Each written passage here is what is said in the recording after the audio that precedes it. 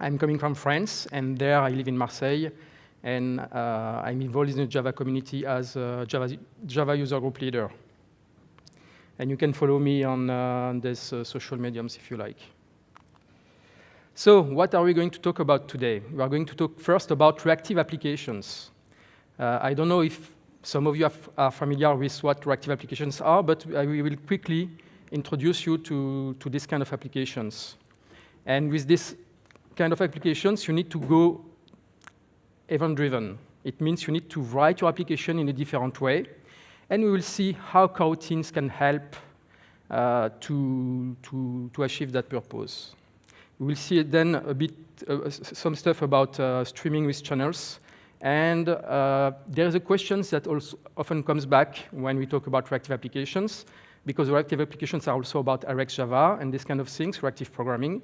And often people wonder, should I use RxJava or coroutines or both? So we will do a small versus. So who here thinks he knows what reactive applications are? Yeah, some of you, great. So for those who don't know, you already know actually.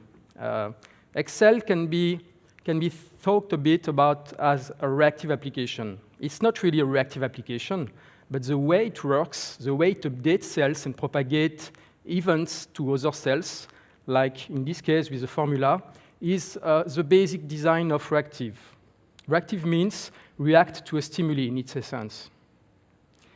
But in our case, we don't really care much about Excel, but instead, we care about reactive applications. And the main difference between both is that our applications deal often with the network.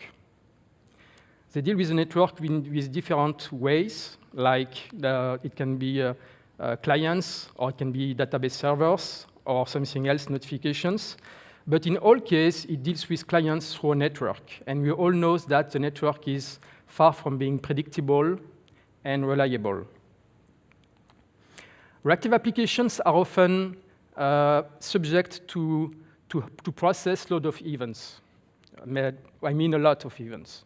And actually, events is really the key to understand reactive applications. And often, we have different kinds of events like requests or messages, or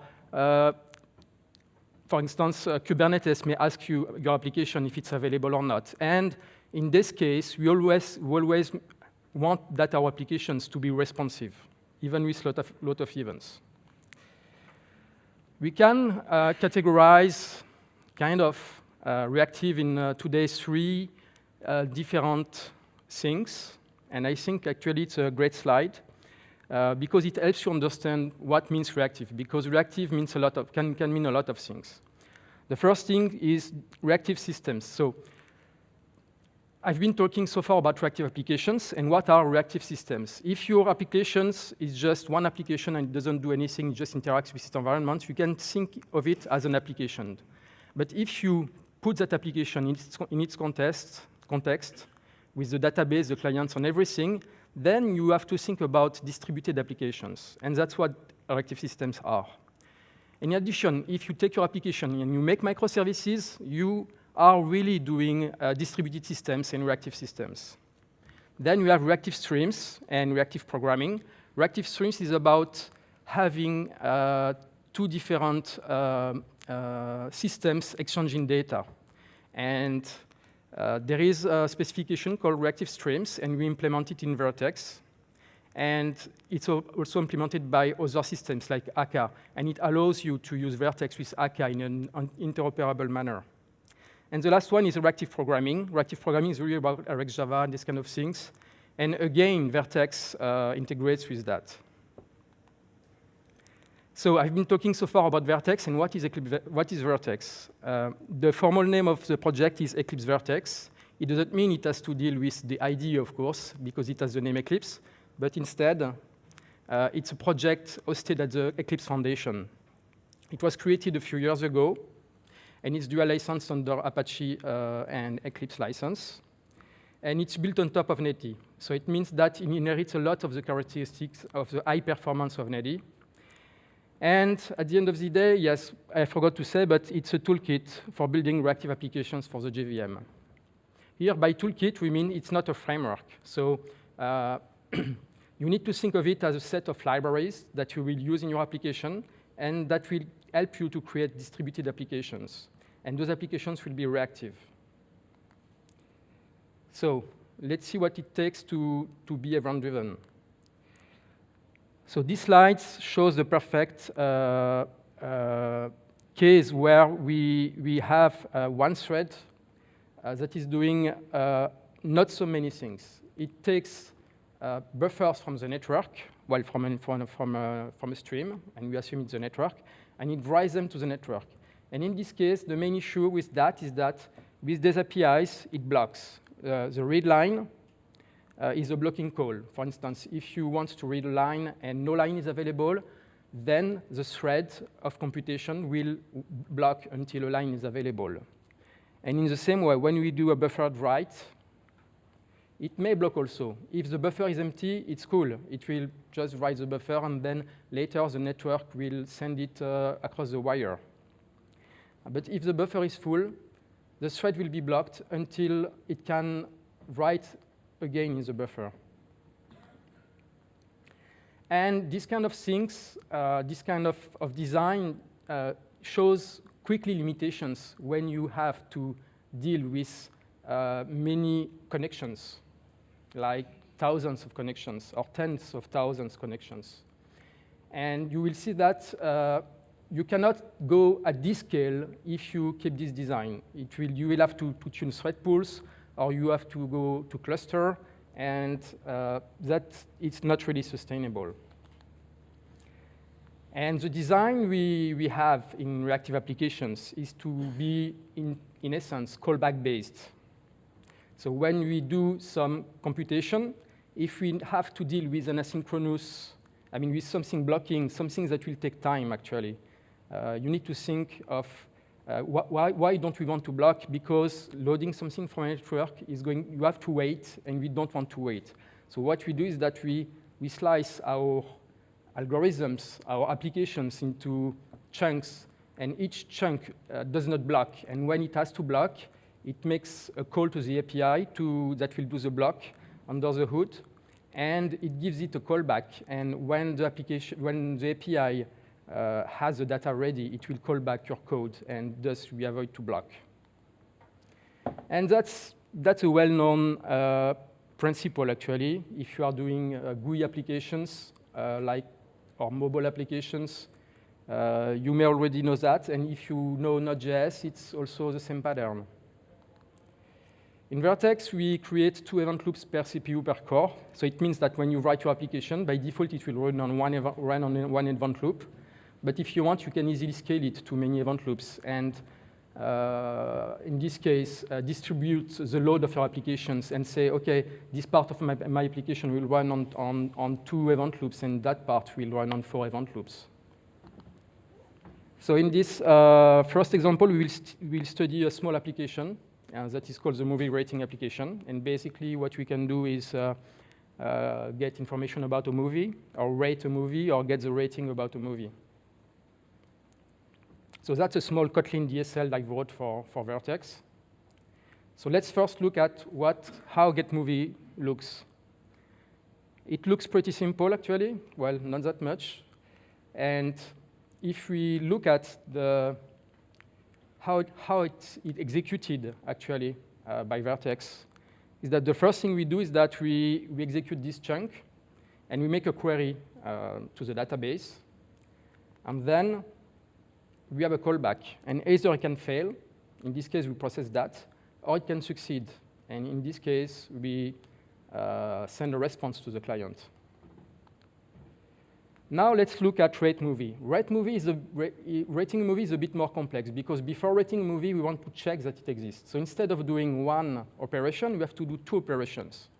But in reality, we have to do 3 operations, because the first operation we have to do is to obtain a connection, and then make the check, and then perform the update. And in this case, it becomes a bit less trivial. Let's do a quick review. So like before, we do the first chunk, you have to get the connection. Then it can either fail, Or if it doesn't fail, we can continue. And now we do our query since we have the connection. And again, it can fail, or it can succeed. And now that we have done the query and we are sure that we have the result, we can either send a response that there is no movie, or we can try to update the movie. And it can fail, or it can succeed. And in this case, we say we send a good response code. And one thing to notice is that in all cases, almost like with try finally in Java, we have to close the connection. Otherwise, we will have a leak, and it's not going to be, it's going to be a very big problem for our application. Another way to put it is to use a divide and conquer strategy. So instead of having this large chunk of code into a single chunk, we'll extract everything and refactor into methods. So the first one, rate, and the second one, query, and the third one, update. So it's a bit better, right? But yet it's still not perfect. So how about we try to use coroutines to improve this? So who here is already knowledgeable with coroutines? And because I know that in this conference there has been many talks about coroutines. Some of you? Not perfect. You should have gone to coroutines. Because, the guy that explains coroutines, Roman, is much better than me to explain you. So, but anyway, I'll do my best.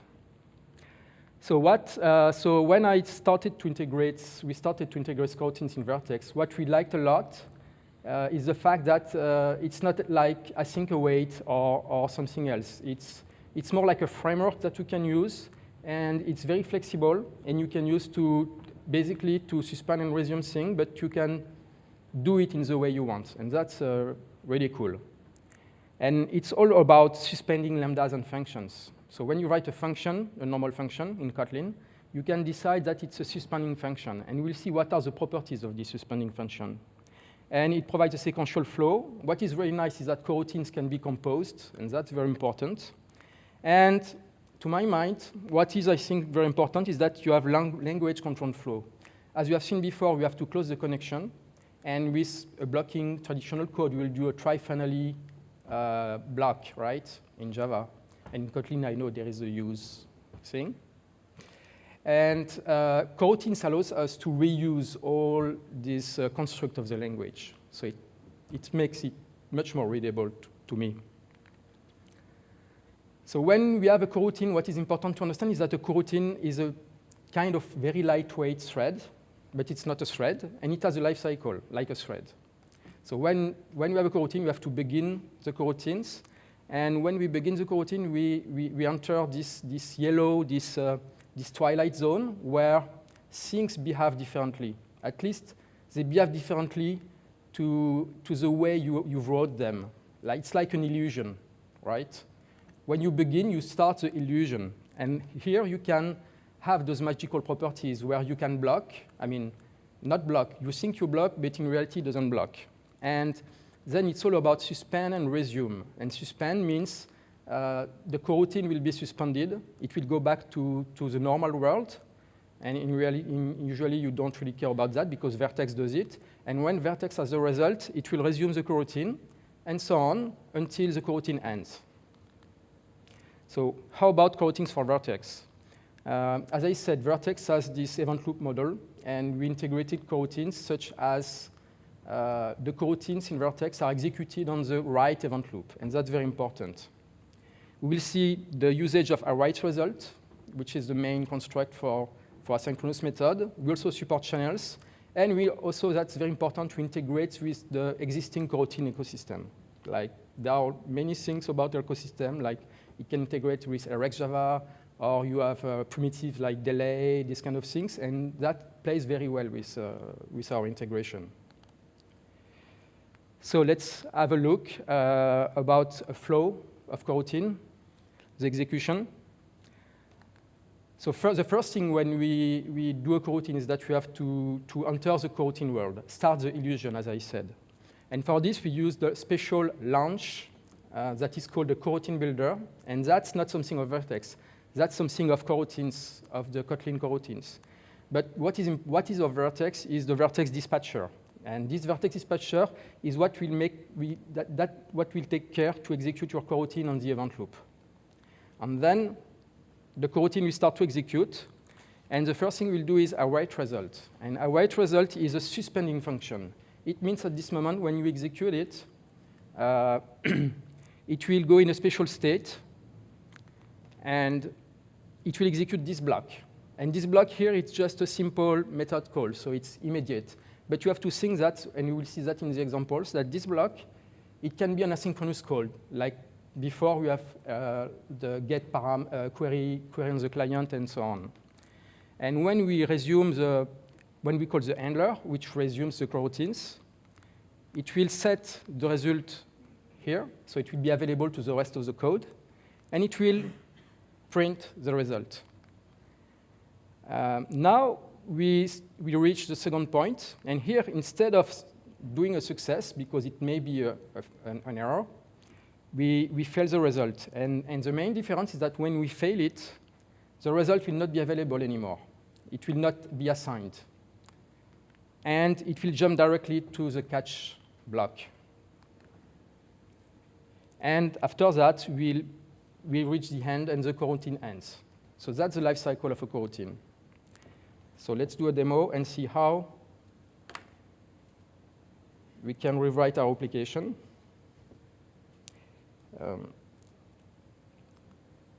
So for this demo, I have unit tests. So here we go. Is it? Yes. So that's my DSL, and here I have the, I don't care about this. Let's look first at getMovie and how we can make it use the coroutines. So it's quite simple. As I've seen before, I have to use launch. And actually, in this case, I don't have to use launch, but I'm going to use it so it looks like before. And after that, I will remove it. Now I take this code, this query, I can copy it. But actually, what I'm going to do is use the await result. And what we await is a result set.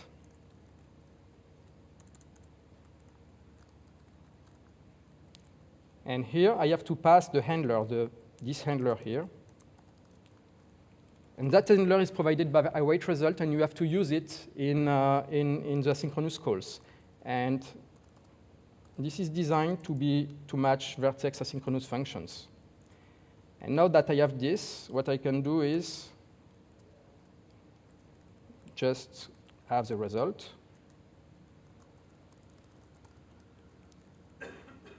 And now I take this part, and I put it there. And now I can remove that. And we are done. You see, it's very simple.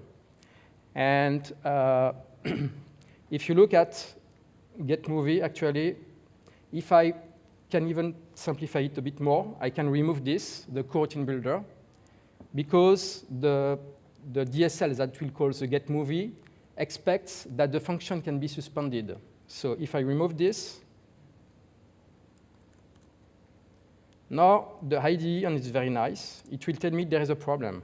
And what is the problem? It says that a suspend function should always be called from another coroutine or for another suspend function. And what I can do to solve this is just to say that my function is, I just add the suspend keyword. And now my function can be suspended. And it's very nice. Sorry? I don't understand.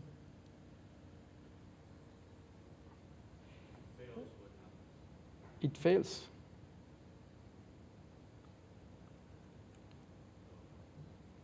Yeah.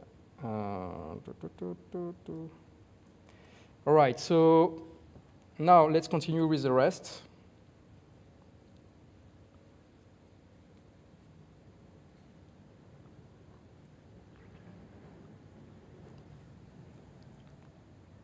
So now let's have a brief look about channels. In Vert.x, we do provide something called read stream and write streams, and those are very important. Basically, the models, the data that we can exchange in as streams with with everything that is a stream. Like it can be an HTTP request that is sending data. It can be the HTTP response. It can be the Vert.x event bus. It can be a Kafka client where you can write items, stream of items, or read records from Kafka. It can be many things. And so Vert.x provides these two streams, the read stream and the write stream. One is obviously for reading and the other for writing. And Kotlin provides, built on top of coroutines, are the Kotlin channels. So let's have a quick look about what is this. You can think of Kotlin channels as, like in Java, the array blocking queue. In Java, when you use array blocking queue, it has a fixed size. You can write items. And when the queue is full, your thread will block. And when you read a queue, and when the queue is empty, the thread will block as well. And with coroutines, what is really nice is that when you read and write from the channel, it will just do a suspend. So if we use a read stream in Vert.x, we have to set handlers. And why? Because it's event-driven. So we have the read stream. We set a read handler, an exception handler, and an handler, and we react to all the events that can happen. And with channels, I just have to call on the read stream to channel, and I give it a Vert.x instance. Then I create my coroutine. And now I can use the channel as, with the for each construct. In reality, it's doing a receive. So we receive all the items one by one until the channel is closed and is empty. So when we reach this part, it means that the channel has been closed and we have processed all the data. And the channel can also be closed with an error. And in this case, we just process the exceptions. And what is interesting to see is that what you have seen before, the various callbacks for error, for items, for close, they are bridged to the channel. So instead of using Vert.x read stream, you just use to channel and you can use it as a channel. And the same way with write stream, we do the same. So that's a write stream, and when you have a write stream, you can write something. But when we write something, you have to take some care because we have what we call back pressure. Back pressure is when the buffer is full. We don't want to write to the channel. So what we do is that when we have this special method called write to full, and we call it, and we know if the channel is full or not. And when it's not, we can write, we just write. But when it's full, we just set something called a drain handler, and the drain handler is the event when the channel is going to be writable again. And when it's writable again, what we do is that we just send the item and we close the channel. And that is integrated with coroutines, with Kotlin channels. So we do the same. We can transform this write stream into a channel. And we, as before, we launch our coroutine. And we do just send channel.send. And if, in this case, the write stream is full, the coroutine will be suspended. And when the drain handler is called, the channel will be writable again. And the coroutine will be resumed. And at the end, we close it.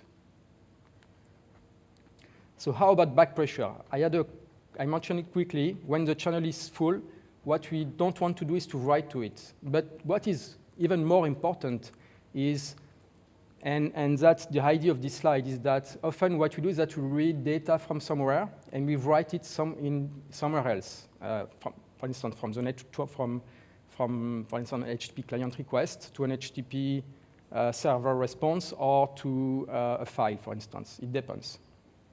And in Vert.x, as we use read stream and write stream for everything, we can propagate back pressure. That means that when the write stream is full, we have the ability to pause and resume the read stream. So when the write stream is full, what we do is that we pause the read stream, and when the drain handler is called, we resume the read stream so we can read data again from the stream. And ideally, this back pressure, you propagate it between the different systems that you integrate in your distributed systems. And yes, so in Vert.x, we integrate with all these kind of streams. And what is important is that we unify this back pressure, and we are able, for instance, if we use Kafka in the file system, we are able to propagate back pressure between the two. When you use blocking threads, you have this back pressure that is propagated. And actually, it's propagated because the thread blocks. When the thread blocks, it's blocked, and it cannot read anymore anything from the input stream. And that's how back pressure is propagated. Because the thread is blocked, it will not read. And if we don't read anymore, then at some point, for instance, it will send TCP acknowledgements to say that the window size is empty, and the client that will send you data will stop also to send data. And in case of channels, we have something I call cooperative back pressure. So it looks the same, but in this case, the coroutine cooperates because it knows that it can be suspended or resumed, and that's really nice. So what can we do with those channels? And in this talk, I've been talking about array results and the channels, which are really the basics about reactive applications. But I wanted to see a bit more what we can do with coroutines and if they are really powerful. And I had the idea to write a JSON parser. And why? It's because I think writing a parser is a non-trivial thing. At least, it's actually a trivial thing if you do it in the blocking world. But if you start to write yourself a parser in a reactive fashion, it means you have basically to write a state machine. It becomes very hard, not because it's hard to write a parser, but because it's error prone and you can do a lot of mistakes, forget a lot of things. And I think that's an interesting case. And usually most parsers, they require full buffering of the data. And that's what we do in Vert.x. We have actually two parsers as well. And the default one, before Vert.x 3.5, you have to parse everything. You have to buffer everything. So if the client is sending you a large JSON document, you have to keep it in memory and then take the full document and parse it and get the JSON structure that is associated with that. It's also very useful for handling JSON streaming. So let's have a look at how we can write this parser. So I will not write a parser because it takes a lot of time, of course. But what I've done is I've done a synchronous JSON parser. So that's a parser I wrote in Kotlin. And by the way, Kotlin is very nice for writing parser because with the when, it's really easy to. So my parser takes an iterator of buffer, and it will block on the iterator. So it will try to read the buffers one by one, and when it gets the buffer, it will get the data in the buffer and parse it. So it's really a classical parser. Like if I use parse element, I just look at the first cars, and if it's n, I will parse null, etc., etc. And it's really direct parser. There is no ceremony. It's really easy. And now, if I want to create a non-blocking parser, I tried actually. I was able to write a non-blocking parser, reactive parser. Some parts, it was parsing a subset of JSON, and it was, I have the code here if you want to look, but it's not. So how can I do that? I can just take and I will call it coroutine parser.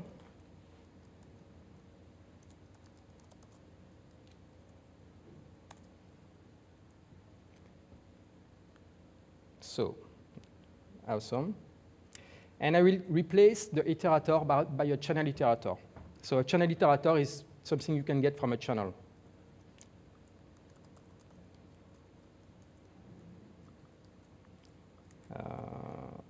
I do have empty channel iterator. And here, instead of course, of passing the iterator, I pass the channel iterator. And now I have one issue in my code. It tells me when I use the next car is what gets the buffers from the iterator. It will tell me, like before, that I cannot call it, because of course it's as next and next are suspending functions. So to solve this, I just add suspend. But now, of course, I have to propagate it. And perhaps that IntelliJ IDE sometimes will have a way to automatically propagate the suspend. That will be nice.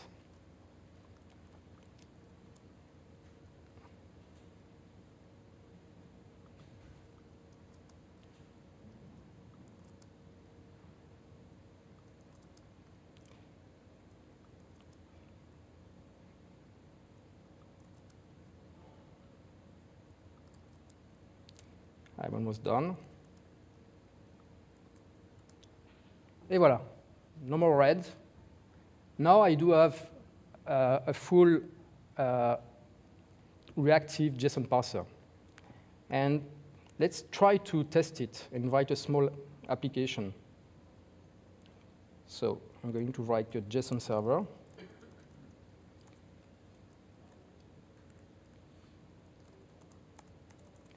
So for this, I'm going to do that quickly because I don't have much time. So I create, when you use Vertex, the first thing you do is always create the Vertex instance. I didn't mention it, but Vertex, basically, how you use Vertex is that you can embed it, and most of the time you embed it. So it's very straightforward. You don't need to deploy things. You just can create it. So now I create my JSON, my HTTP server. I set a request handler on it. Yeah. Yes, you can tell that I'm not yet a perfect Kotlinist. By the way, how do we say Kotlinist? So now I have my request.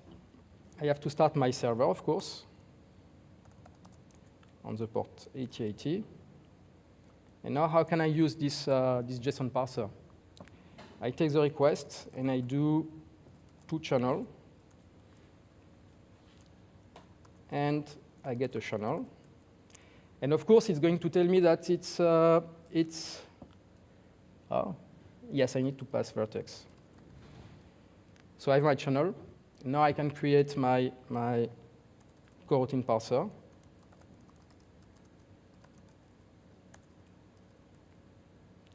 And here in the coroutine parser, I pass it an handler. And this handler will receive all the events. So we don't have time in this talk, I think. But then the next part I wanted to do is how we can take this event handler and transform it into a new channel. Well, maybe we have time, actually. It's quite easy. So what I get here is a JSON event. And what I will do is just print the event. Got event. And now I need to call the parse function on the parser. And I give it a channel iterator. And of course, now we are really in a context where we don't have yet a coroutine. So we must create it. So I'm calling launch with the dispatcher. So we are on the event loop. And now we can start to parse incrementally everything. And yes, as I said, that works. That's really nice. But we can go a bit further. What I can do is use, so that's something not from Vertex, but from coroutines. I will call it a producer. And we use the produce function. And this will produce JSON event.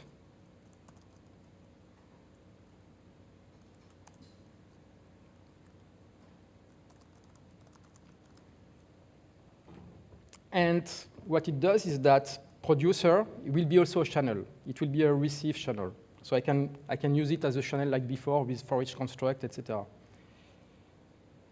And so instead of doing this, well, I create the parser here. I will create the parser in the producer.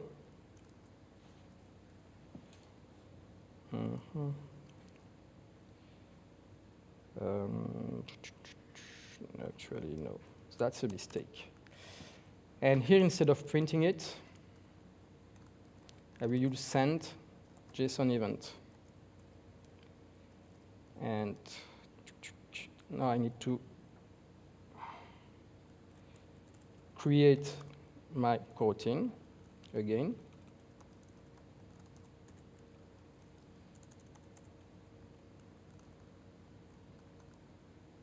No, actually, I did a small mistake. I don't have to do it because I'm already in a suspending world, in the coroutine world. But what I forgot to do is, here I need to switch my handler here, which is just a function that processes the events. And I have to make it what we call a suspending lambda. So now this, we expect that this lambda can be suspend and can suspend the coroutine as well. And it's fine. So we just do that. Now the parse come here. And here, if it fails, I close the producer with the exceptions. And here I close the producer. I just close it. And now here I can use this producer as a channel again. So that's really nice. So if we say JSON event in producer, and I will just print it.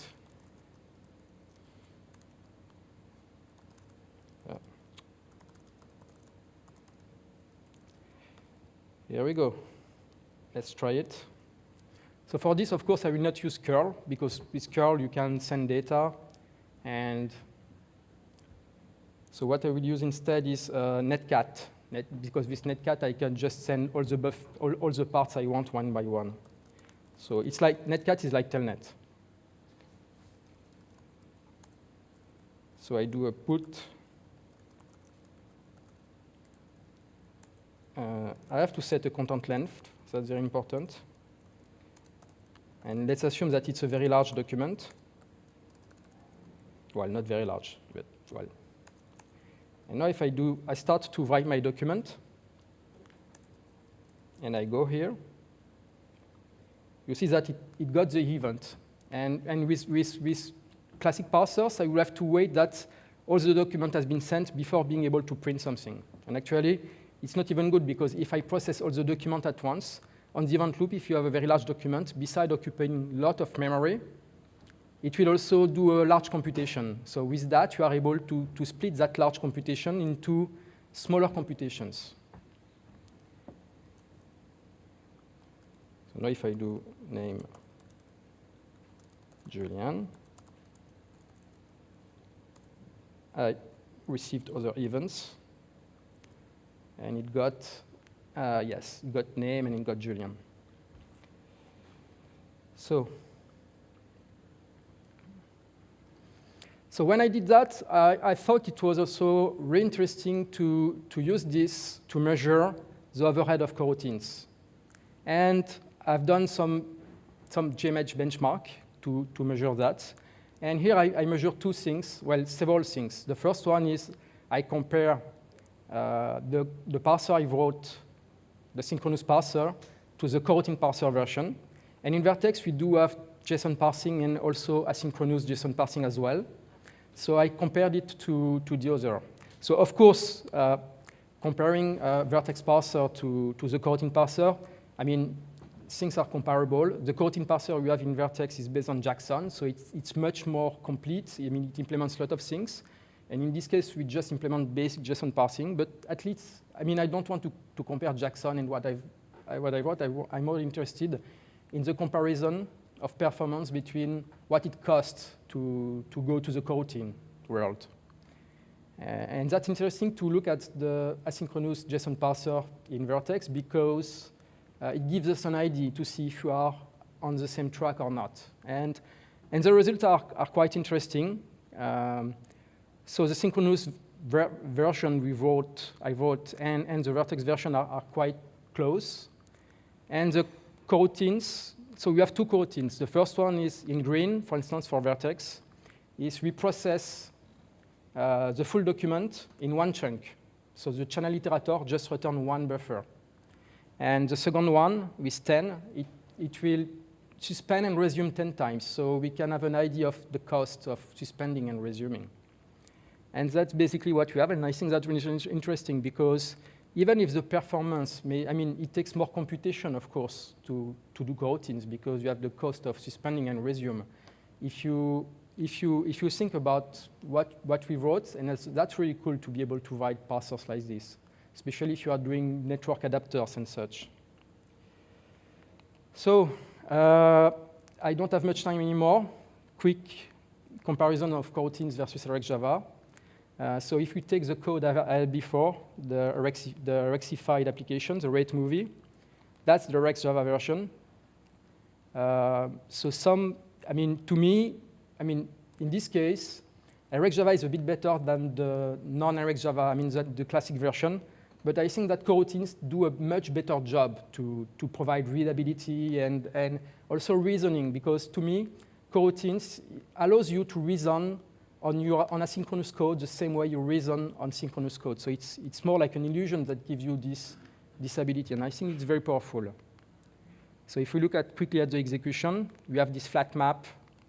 And what I really don't like, because it's a special case, it's a case with the JDBC connection where we have a try-finally construct. You have to use something like do after terminate. And I think for people that are very used to RxJava, that's normal. But for me, well, it depends. It's taste. And in this case, however, it's a different case. It's a case where we create a Kafka consumer. And what we do is that we have a lot of events, and we want, for 1 second, to buffer all events for 1 second, make an average, and then consume this value. And I think that if you try to write that with coroutines, in my opinion, it will be quite hard to achieve. So it really depends on the use case. And to me, of course, and I guess for you too, both are complementary. And of course, you can also, with coroutines, combine them. Like you can use RxJava 1 or RxJava 2 with coroutines, because they are the special integrations that have been done in the coroutine GitHub repository. So that's really cool. So I don't have much time anymore. It's the end. My opinion is that coroutines are great for workflow and correlated events. By correlated events, I mean that it's like in the parser. If you handle a lot of events that are not correlated, it doesn't buy much. But if you have to correlate the event, for instance, in the JSON parser, you have a buffer. And this buffer, of course, it has a meaning because it's a continuation of the parsing of the previous flow. In this case, coroutines do really a great job, and they are really, really powerful. Vert.x provides, yes, an unified end-to-end reactive model. And with coroutines, it becomes even better. And thanks to coroutines, you can make these reactive applications. You can make them more interactive. Interactive means that your code interacts with the objects pretty much like it does in the synchronous world. A couple of links. You can go on the website. On Slack, we do have the Vert.x hashtag. You can go in the room. And we have 2 guides. The first one is Guide to Async Programming with Vert.x, and that's really important to read it. And the second one is a really mini book, and it's more if you are into microservices and reactive microservices, distributed systems. That's a book I recommend you to read. And we are done. So do you have any question?